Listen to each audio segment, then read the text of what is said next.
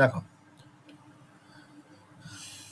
উইলনার্স, উইলনার্স, ভয়াল, ভয়াল মানে ভয়ানক, ভয়ানক আধার, ভয়ানক আধার, লেখক এমিলি ডিকিনসন। উইলনাইট, উইলনাইট এমিলি ডিকিনসনের ছোট্ট একটা কবিতা কিন্তু শক্তিশালী। ডিকিনসন আমেরিকার অন্যতম বিখ্যাত মৌলিক কবি। এই কবিতায় বক্তা এক অনুপস্থিত, অনুপস্থিত প্রিয় মানুষের সঙ্গে উপস্থিত আছে। হ্যালো, প্রিয় মানুষটা কি উপস্থিত না অনুপস্থিত? অনুপস্থিত। এটা মাথায় রাখো, অনুপস্থিত এই শব্দটা মাথায় রাখো। তাহলে অনুপস্থিত প্রিয় মানুষের সঙ্গে সে কি উন্মত্ত রাত, উন্মত্ত রাত মানে কি তার সাথে সময় কাটাতে চায়। এইটা সে মানে তার সাথে এক রাত কাটাতে চায়, এটি উন্মত্ত রাত। এটার গভীর ইচ্ছা প্রকাশ করে। তিনি নিজের অনুভূতিকে তুলনা করে ঝড় সমুদ্রে ভাসমান এক নাবিকের সঙ্গে, যে ভালোবাসার নিরাপদ বন্দরে খোঁজ করে। তার মানে কি ভাসমান নাবিক যে কি করে মায়া মমতা যত্নে ভালোবাসা দিয়ে সে কি করতে পারে, বন্দরে পৌঁছতে পারে। পৌঁছতে পারে কি না?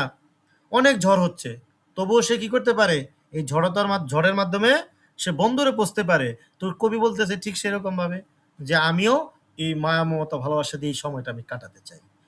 কবিতার প্রেমিক আসলেই বক্তা ঈশ্বরের কাছে যাওয়ার আকাঙ্ক্ষাকে বোঝাতে পারে। আবার এটি শুধু শুধু কোনো মানুষের ঘনিষ্ঠ হওয়ার ইচ্ছাও হতে পারে।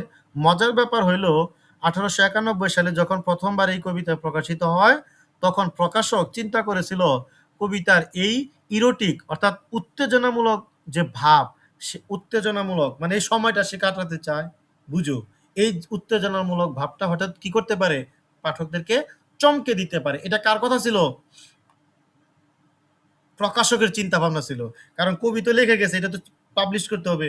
এটাই, এই জন্য দেখো প্রথমেই দেখো উইল নাইটস, ভয়ানক ভয়াল আধার, ওয়ার আই উইথ দি, যদি আজ আমি মিলিত হতে পারতাম তোমার সাথে। এখানে দিটাকে অনুপস্থিত ওই যে তার কি প্রিয়তমা, বলে, তার প্রিয়তমা বা তার বন্ধু হতে পারে, তার বান্ধবী হতে পারে, তাই তো। তারপর বলছি কি উইল নাইটস শুড বি, তাহলে সেই ভয়ানক মুহূর্তেই হয়ে যেত আওয়ার লাক্সারি। লাক্সারি মানে কি বিলাসিতা বা আনন্দ ঘন সময়। তাহলেই আমাদের সেই মুহূর্তে কি হইতো, আনন্দ ঘন সাক্ষাতের সময় হইতো।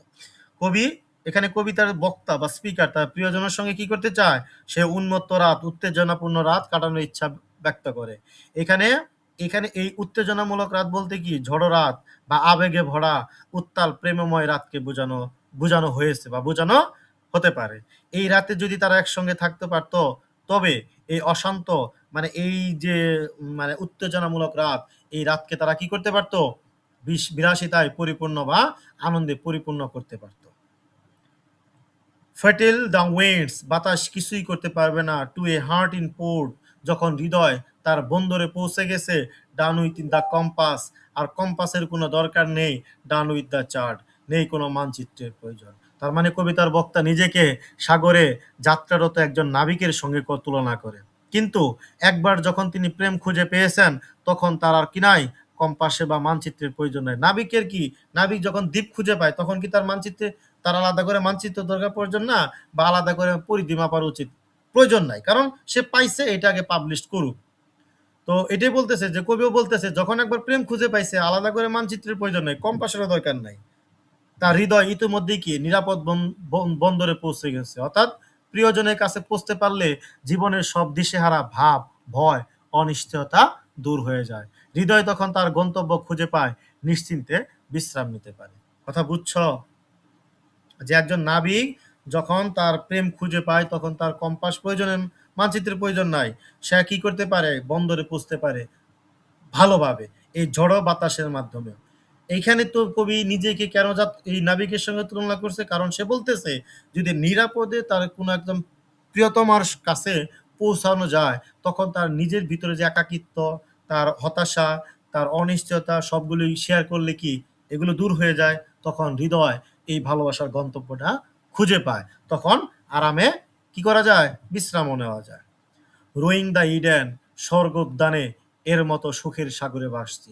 ইডেন বলতে কি স্বর্গোদ্যান কোনটা বলতো? ইডেন বাগান, মনে আছে? হ্যাঁ, ওই যে প্যারাডাইস লস্টে তো পড়ছিলা স্বর্গ, আমরা তো গার্ডেন অফ বেস্ট। ইডেন। আচ্ছা, তে আহ দ্য সি, কি অপূর্ব সেই সমুদ্র, might I but more tonight, যদি আজ রাতেই এই তুচ্ছ আমি ইন্দি তোমার সাথে মিলতে পারতাম। তার মানে শেষ সময়ে কবি তা তিনি প্রেমকে স্বর্গের সাথে তুলনা করছেন, যেন কি এই প্রেমটা একটা স্বর্গীয় অনুভূতি। তিনি প্রিয়জনের বুকে আশ্রয় এবং সেই গন্তব্য পর্যন্ত যাওয়ার একটা স্বপ্ন দেখে। তার মানে কি প্রিয়জনের কাছে যাওয়ার যে একটা মানে শেষ সীমানা, এই সীমানায় কিভাবে যাবে সেটার স্বপ্ন দেখে প্রেমের মাধ্যমে তিনি বিশ্রাম এবং সম্পূর্ণ শান্তির সন্ধান পান। এখানে তিনি শারীরিক আবেগ এবং আধ্যাত্মিক ঘনিষ্ঠতা উভয়কেই প্রকাশ করেছে। কথা বুঝছ? তাহলে এখানে কি পাইলা?